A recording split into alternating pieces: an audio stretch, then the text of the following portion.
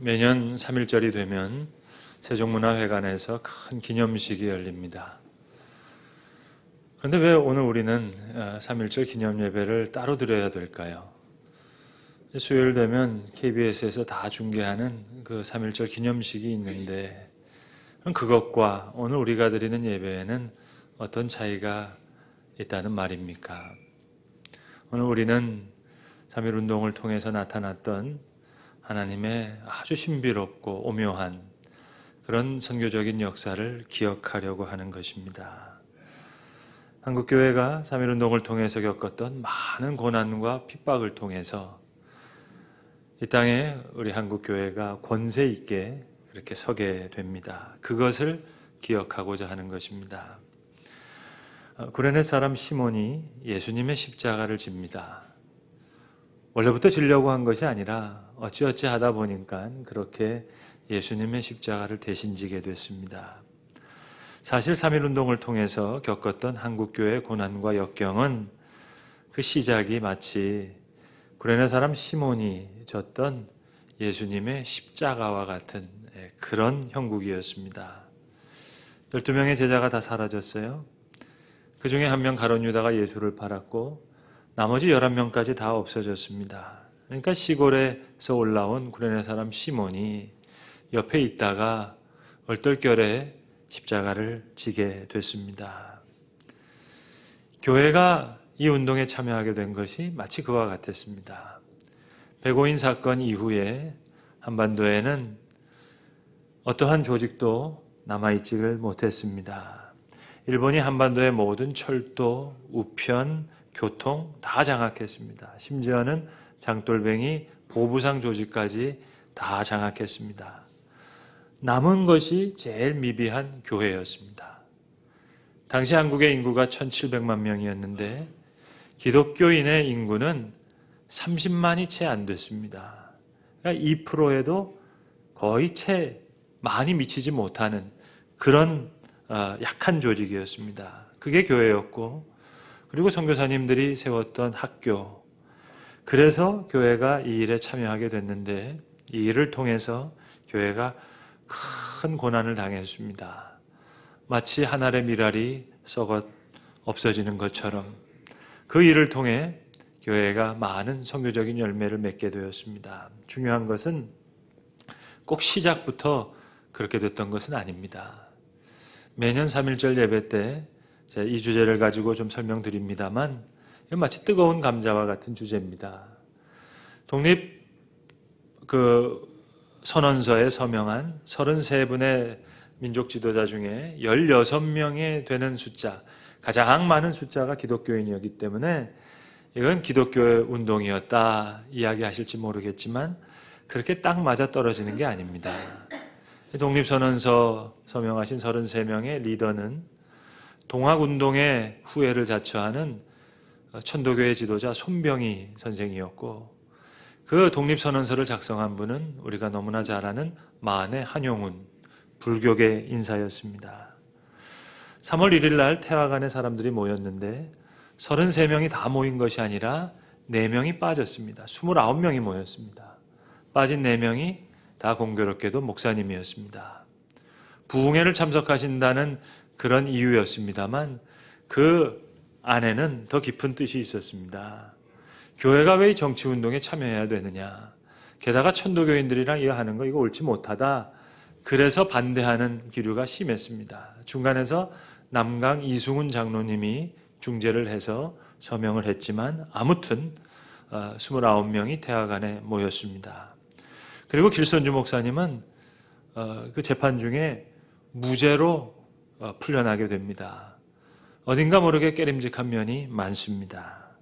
그러니까 3.1운동은 기독교 운동으로 시작된 것이 아니라 어디까지나 민족적인 운동이었습니다. 고종이 죽고 모든 백성의 한일 감정이 극도로 지금 고조되었을 때입니다. 3월 3일이 고종의 장례식입니다. 그 3월 3일 고종의 장례식을 앞둔 3월 1일 토요일. 그러니까 이것은 신앙운동이기 이전에 정치운동이었고 교회운동이기 이전에 민족운동이었습니다. 그런데 중요한 것은 하나님께서 이 운동을 선교적인 역사로 바꾸어 주신 겁니다. 많은 고난과 역경을 통해서. 결과적으로 어떤 결과가 있었느냐. 시작은 그렇게 시작됐는데 결과가 교회가 제일 큰 고난을 겪게 됐습니다. 한마디로 말하면 교인들이 제일 많이 죽었습니다. 교회랑 선교사님들이 세웠던 학교를 중심으로 이 운동이 번져가다 보니까 교회가 제일 큰 핍박을 당했어요. 제암리교회 같은 교회는 아예 교회에 교인들을 다 몰아놓고 불태워서 다 죽였으니까는요. 우리가 너무나 잘 아는 유관순 열사의 병천 매봉교회, 교회 다 불탔습니다. 그래서 당시 3.1운동 때문에 죽었던 사람의 50% 이상이 당시 인구 2%에도 훨씬 못 미치는 기독교인이었습니다. 이것이 선교학적으로는 대단히 중요한 포인트예요. 여러분, 우리나라에만 복음이 전해진 게 아닙니다. 가까운 일본에는 더 일찍 전해졌고요. 중국에도 더 일찍 전해졌고 아시아에는 많은 나라들, 더 많은 선교사님들에 의해서 더 일찍 복음이 전해졌습니다. 그런데 유독 우리나라에만 이렇게 선교적인 열매가 많이 맺히게 됐습니다. 이걸 설명할 수 있는 길이 3.1운동밖에 없습니다. 오묘한 하나님의 선교적인 역사였어요. 그렇게밖에 고백할 수가 없어요. 우리 민족에게 복음이 언제 전해졌냐? 일제의 극심한 핍박 속에 복음이 전해졌습니다. 이게 정말 하나님의 놀라운 섭리였어요. 다른 아시아 국가에서는 기독교를 서구의 종교, 제국의 종교로 인식했습니다. 그래서 중국은 아편전쟁을 하잖아요.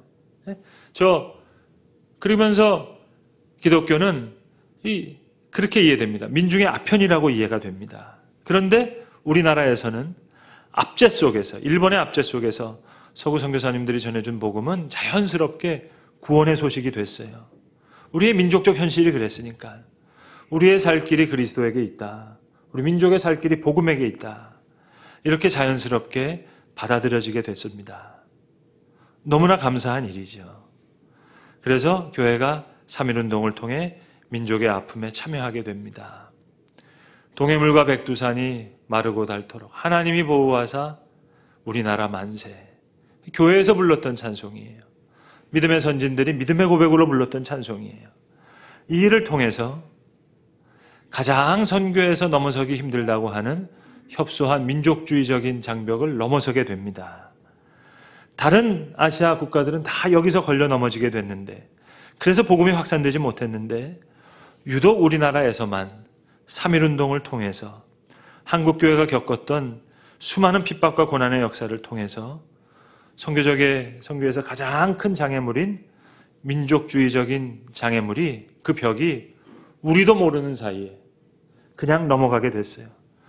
그럴 뿐만 아니라 이 민족 앞에, 이 나라 앞에 교회가 권세 있는 모습으로 그렇게 서게 되었던 것입니다. 그래서 신앙인들이 불렀던, 찬송가로 불렀던 애국가가 민족의 노래가 됐습니다. 이 모든 권세와 능력의 근거는 핍박과 고난에 있었습니다. 성공과 출세가 아니었어요. 외형적인 발전이 아니었습니다.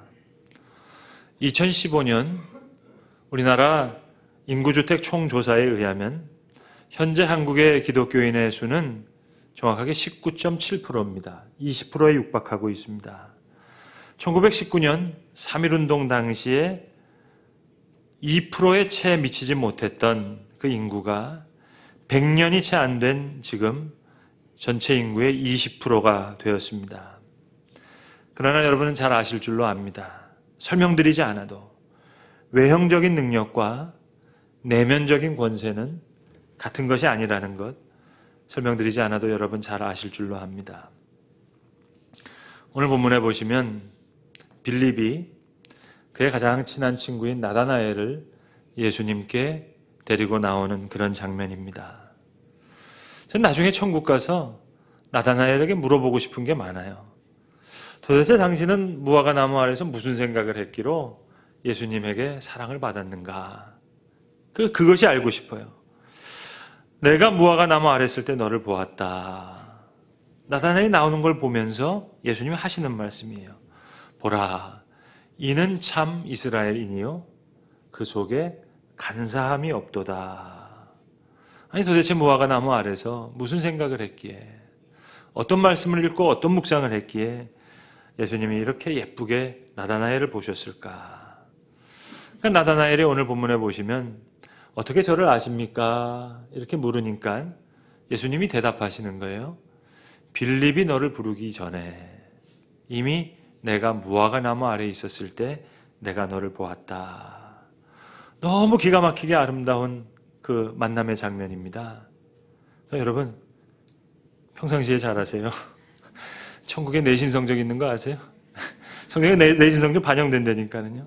아무튼 나다나엘이 무슨 생각을 했는지 모르겠는데 빌립이 너를 부르기 전에 너가 무화과 나무 아래에 있을 때 내가 너를 보았느니라.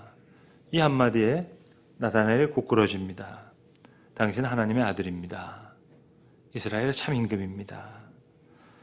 사실은 나다나엘 마음속에 번민이 많았어요. 고민이 많았어요.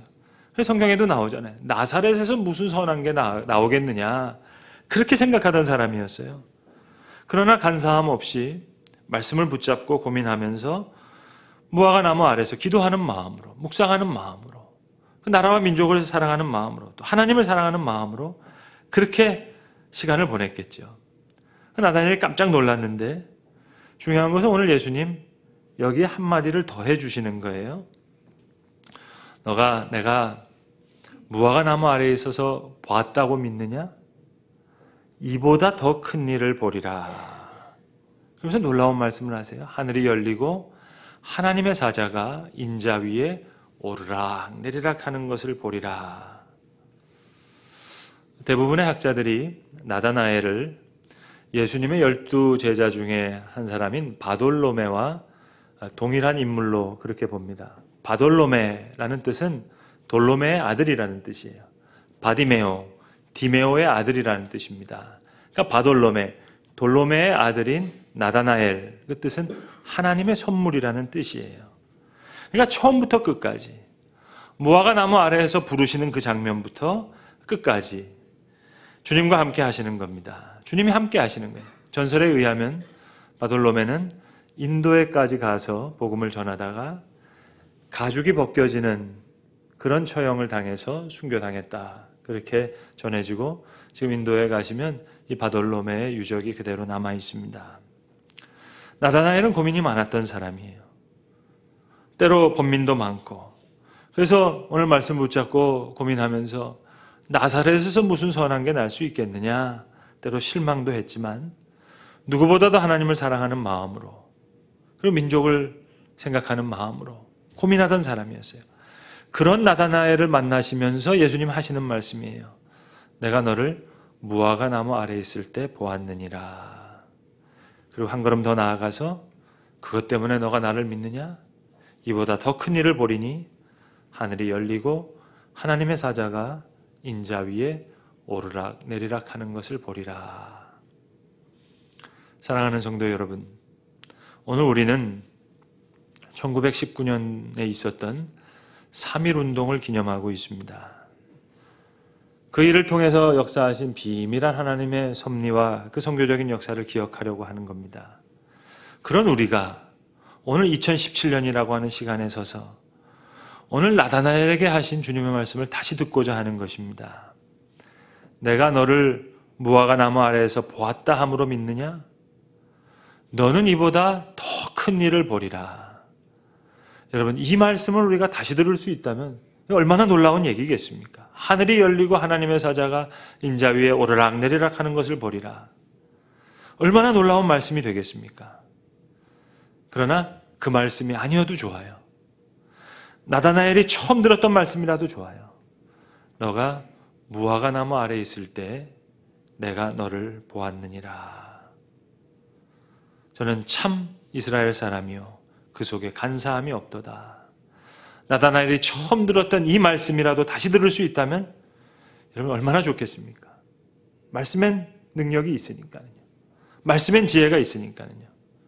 여러분 복잡하게 생각하지 맙시다.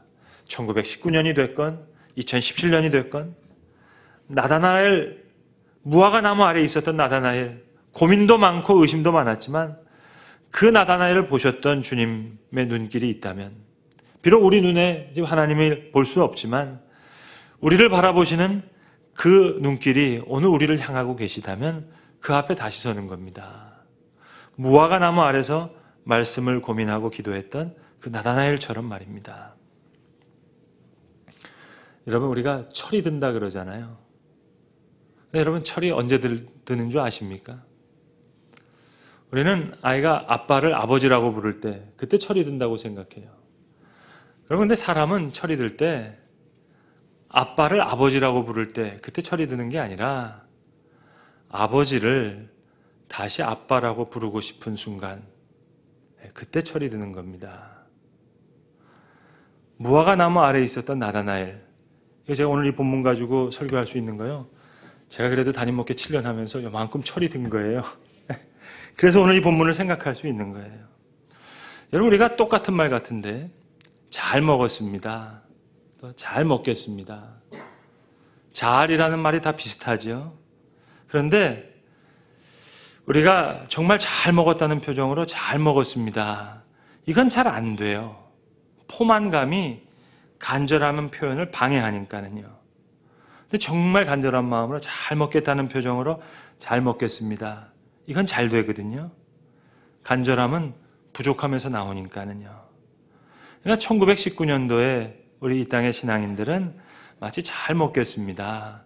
이런 간절함이었어요. 근데 지금은 잘 먹었습니다. 같은 자리인데 느낌이 달라요. 같은 신앙을 가지고 있는 것 같은데 느낌이 다릅니다. 3.1운동을 통해서 하나님께서 큰 선교적인 역사를 이루셨다. 그 역사적인 진리를 오늘 우리가 배운다면 오늘 우리는 아버지를 다시 아빠로 부르고 싶은 그런 마음이 드는 겁니다. 잘 먹었습니다 말고 잘 먹겠습니다. 그런 간절한 말입니다. 여러분, 오늘 예수님이 나다나엘에게 너가 무화과 나무 아래에 있을 때 봤다. 그리고 더 큰 일도 함께 보리라 하셨다면 이거 처음부터 끝까지 다 하신다는 얘기 아니겠어요? 하나님이 다 하시는 거예요. 그 순간부터 끝날까지. 오늘 본문에는 두 말씀이 다 들어있다고요. 아주 소박한 말씀부터 큰 말씀까지. 저는 여러분, 우리 성도 예수만교회 교인들이 이랬으면 좋겠어요. 여러분, 가위바위보 하시잖아요. 뭘 내시겠어요? 네. 너무 고민하지 마세요. 우리 성도 예수만교회 교인들은 그냥 다 보만 냈으면 좋겠어요. 가위 그거는 쌀뚝쌀뚝 뭐 잘라야 되는 거잖아요. 이거 주먹, 바위, 이건 뭔가 이렇게 상대를 때려 부수는 거지만 보는 상대를 안아주니까는요. 그러니까 따뜻하게 이기거나 아름답게 지거나. 1919년 3.1운동 당시 2%에 훨씬 못 미치는 이 땅의 교회가 가졌던 모습은 그냥 보를 내는 마음이었어요. 여러분, 아름답게 졌어요. 그러니까 따뜻하게 이기게 되었어요. 여러분, 앞으로 가위바위보 할 때요, 괜히 막 이러지 마시고 그냥 보를 내세요, 여러분. 그러니까 다시 무화과 나무 아래 서든지 아니면 이보다 더 큰 일을 보리라 하신 그 말씀을 듣든지. 오늘 본문 말씀에는 이 두 말씀이 다 들어있어요. 소박한 말씀부터 큰 말씀까지. 하늘이 열리고 하나님의 사자가 인자 위에 오르락내리락 하는 것을 보리라. 여러분, 어느 쪽 말씀이 여러분의 마음에 감동을 불러일으키시나요? 어느 쪽이든지 좋아요. 산에도 매력이 있고 바다에도 매력이 있으니까는요. 산은 정상이 있어서 도전 의욕을 갖게 해요. 그게 산의 매력이에요. 바다는 정상이 없어서 모든 욕심을 내려놓게 해요. 근데 정말 사람의 매력은 때론 산을, 때론 바다를 찾을 줄 아는 겁니다. 어떤 말씀이 되었건 다 하나님께 영광이에요. 그러니까 산도 바다도 더 매력적인 것은 때론 산을, 때론 바다를 찾는 겁니다. 왜 백력전 사건을 오늘 우리가 기념하고 있는 겁니까? 뒤를 돌아보는 거죠. 그리고 앞을 다시 바라보는 거죠. 여러분, 꽃이 핍니다. 그리고 꽃이 집니다. 꽃은 피고 지는 거예요. 꽃이 우리에게 가르쳐주는 것은 아름다움뿐만이 아니죠. 아름다움도 가르쳐주지만 아름다움이 오래가지 않는다는 것도 가르쳐주죠. 무화과 나무 아래서 보았다. 그 뒤를 바라보는 거예요. 마치 바다의 매력에 빠지는 것 같아요. 이보다 더 큰 일을 보리라 앞을 바라보는 거예요. 산과 같은 매력이에요. 그럼 뒤를 볼 줄 알고 앞을 볼 줄 알면 이제는 바로 걸어야겠죠. 나다나엘이 그렇게 걸은 거예요. 무화과 나무 아래 있을 때 너를 봤다.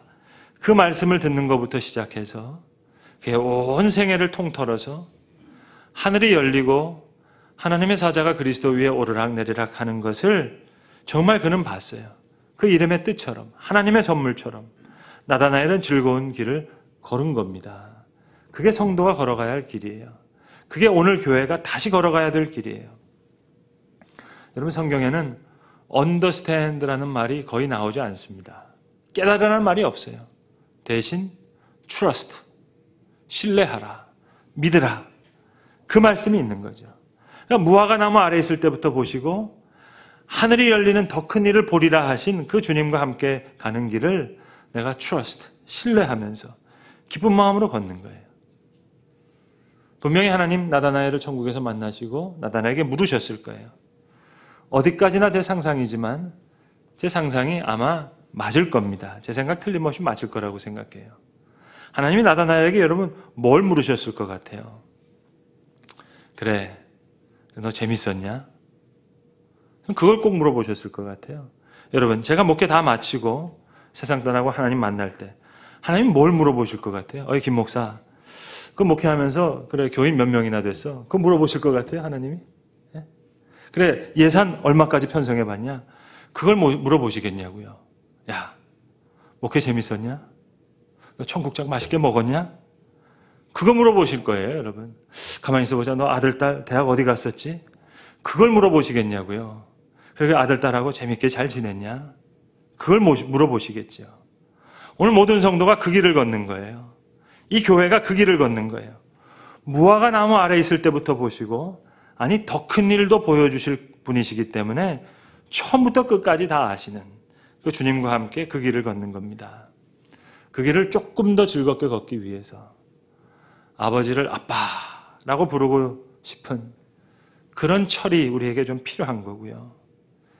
잘 먹겠습니다. 네.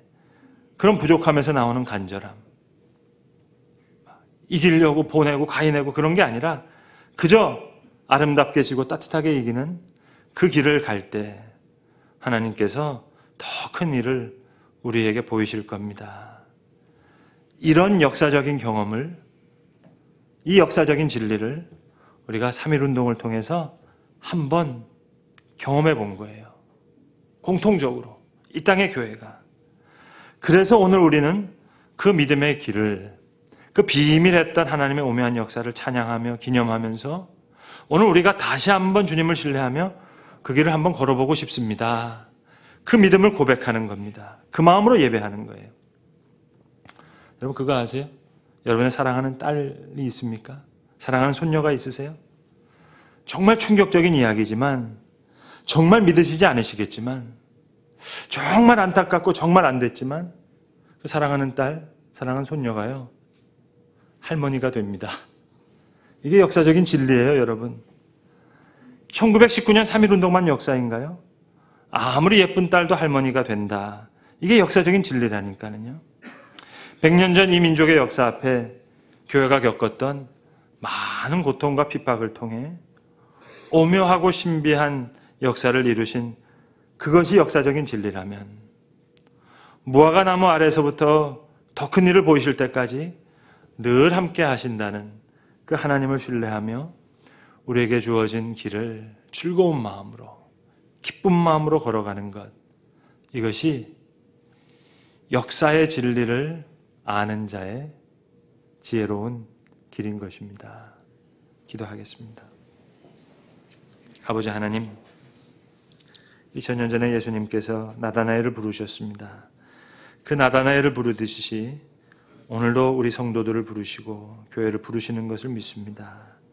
또 나다나엘 앞에 보여주리라 하시고 보이신 그 큰 일을 오늘도 이 땅의 성도들로 또 교회로 보이시며 보이게 하시는 하나님의 비밀한 역사를 우리가 알고 있습니다. 주님, 우리에게 주어진 길, 이제 뒤도 돌아보게 하셨고 앞의 길도 알게 하셨습니다. 모든 역사의 진리를 알게 해주셨습니다. 이제 우리의 주어진 길, 앞의 길, 즐거운 마음으로 기쁜 마음으로 걸어갈 수 있는, 역사의 진리를 아는 자의 지혜로운 길을 걸어갈 수 있는 주님 큰 용기와 힘을 우리에게 허락하여 주시옵소서.